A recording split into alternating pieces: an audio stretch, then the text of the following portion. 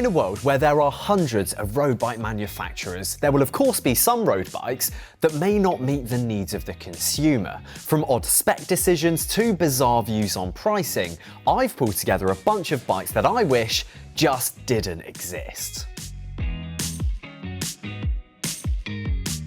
The same generation of bikes that enjoy integrated cable routing, disc brakes, and fancy carbon shapes seem to have a few occupants that also play host to steering stops. If you're unaware, steering stops are a mechanical feature often found within the head tube of a bike, which stop the bars turning after a certain point. The theory is that by stopping the bars from turning excessively, you reduce the risk of causing damage to the brake lines, and you also stop the potential of the handlebars to swing into the top tube. However, there is a reason why steering stops have been included on this list, and that's because I have seen multiple cases where the handlebars have been turned with such force that the steering stops have then ripped into the frame itself, essentially killing it. Now, this rarely happens through normal riding, but instead it can happen when the wind catches the front wheel when the bike is lent up and stationary, or when you're putting the bike in the back of a car and then the fork catches something, or perhaps an overzealous mechanic may yank on the bar slightly too hard and cause some accidental damage. Happily, some bikes that did adopt steering stops are already starting to ditch them. For example, the 4th generation of the Cannondale Super 6 lost them after they were debuted on the 3rd generation of the bike. Also, as integrated cockpits evolve and cable routing methods improve, the positioning of those hoses can be threaded in ways that mean that oversteering won't damage the hoses. My view on this is quite simple. Steering stops should just be a flash in the pan of road bike tech trends, and hopefully in the next few years will eventually disappear. Too many bike frames end up having to be warrantied after innocuous accidents. I'm sure that when manufacturers start to realise how much money the steering stops are going to be costing them, they'll be as fast to remove them as they were to install. Certainly one innovation to forget. We recently made a video about the biggest false economies in cycling, and in that video I discussed the recent upsurge surrounding the incredibly cheap bikes that can be found from big generic retailers. Now, I'm sure to some those bikes do serve a purpose, especially for those who don't want to or can afford to spend any more money on a new bike. However, I'm a strong believer that you should spend that same amount of money but on a second-hand bike instead. You'll get something that originally costed much more, and you'll be giving a bike that already exists a new lease of life. And should you have any issues, most bike shops will be able to help you out.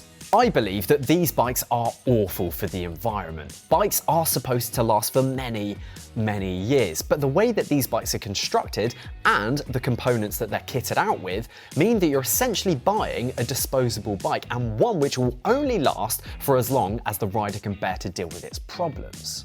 In my opinion, these bikes should just not exist, and we should all be buying second-hand bikes when we can, especially if monitoring cost is a large contributing factor to your purchasing decision. Right on the other end of the spectrum, we are now seeing bikes hit the market that seemingly cost more than the sum of all their parts. In my opinion, this is a pretty big problem. I think it also shows that the sharp increases in prices are far outpacing the rest of the price increases that we're seeing in other areas of the industry. And there are a couple of pretty high-profile examples of this. First is the Cannondale Lab 71 Super 6 Evo. It retails at £12,500 here in the UK, but I've been able to create an equivalent build for £11,000. Unsurprisingly, there are some caveats to that price. Yes, that is by utilising the best prices that I could find all over the internet for all of the components. For example, I found the Dura-Ace group set for £200 off at one retailer.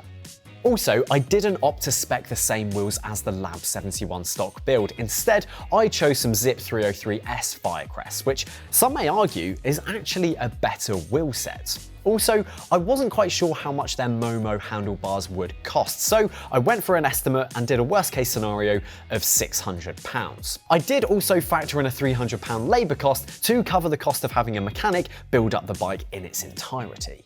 The Specialized S-Works Athos is another example. Here, I'm able to save about £350 over the cost of the stock build. And it's worth highlighting that on this build, I actually spec some Zip 353 NSWs, which again, some would argue are a much better wheelset than the Roval Alpinist CLX wheelset that is found on the stock build. Also, I actually added in the Roval Alpinist integrated cockpit to really take the build to the next level.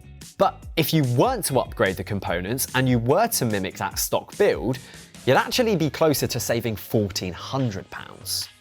In the case of the Lab 71 Super 6, at full retail pricing of all the components, the build came in at £11,700, and that's still cheaper than the £12,500 asking price of the stock bike. So we really have to wonder, what are we getting for our money at this level? In the lower echelons, it is more like business as usual, where the bike manufacturers are able to pull on their economies of scale and create bikes which we wouldn't be able to go out and create for less money.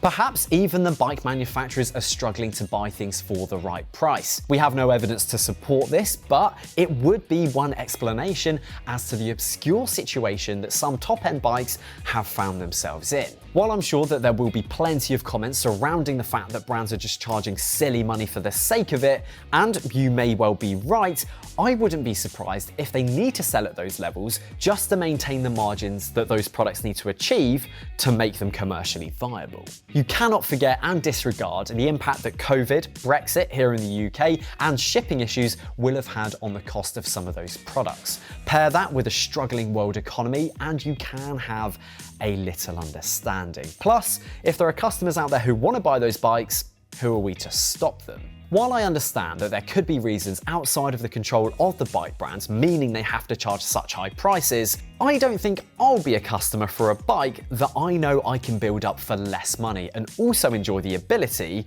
to spec some of my own parts.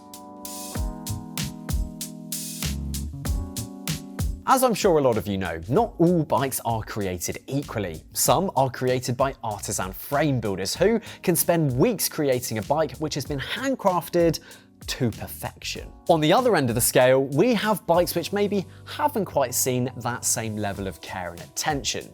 Much like my issue with bikes that are too cheap, bikes which are created without the appropriate amount of due care should not be hitting the market. They will always have inherent problems because if strict manufacturing tolerances aren't adhered to, the components that then get mated to that frame will never operate as they should. Happily, frame facing, which is the process of removing excess material from a frame to ensure that a flat surface is achieved, is something that can be done by most mechanics. Frame facing is something that's actually really important to do anyway because it ensures that when bottom brackets, headsets, brake calipers and the like are bolted to a frame, they are mated to a perfectly flush surface. Also, the process of retapping threads is something which can be done after a frame has been built if needed. But if the bikes have deeper, less rectifiable problems, that's when things get serious. The bottom line is, when considering the energy and materials required to produce a bicycle, manufacturers should be ensuring that it does not go to waste. I love riding on semi-deep carbon wheels for so many reasons. They look good, they're generally pretty light, they sound cool, and of course, they help you go everywhere faster. It's rare for a set of these wheels to actually make the experience of riding your bike any worse.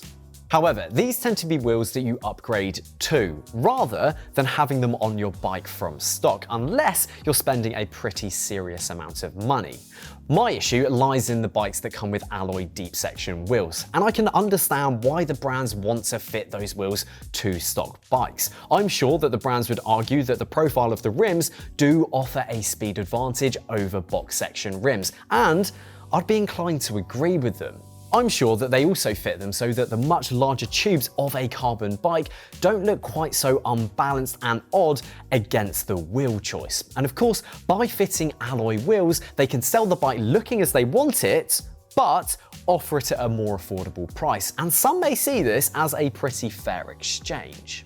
For example, Oro sell the Venturi Evo in a 105 specification with Fulcrum DB800 wheels, and it's hard to deny that on the face of it, the bike does look fast. But to be honest, I would rather opt for a box section rim as it will be lighter and more practical in the short term before I have the chance to upgrade the wheels to something that I really want. Plus, the extra circa 300 grams that you'd have to carry around just to have something that numbs the ride and is harder to spin up just isn't a good trade-off. Happily though, wheels are easy to change, so the problem's never terminal. Let me know down below, what bikes or trends do you wish didn't exist? I've no doubt it's going to get pretty feisty down in the comment section. If you enjoyed the video, then please do drop it a like, subscribe to the channel for more content, and I will see you again very soon.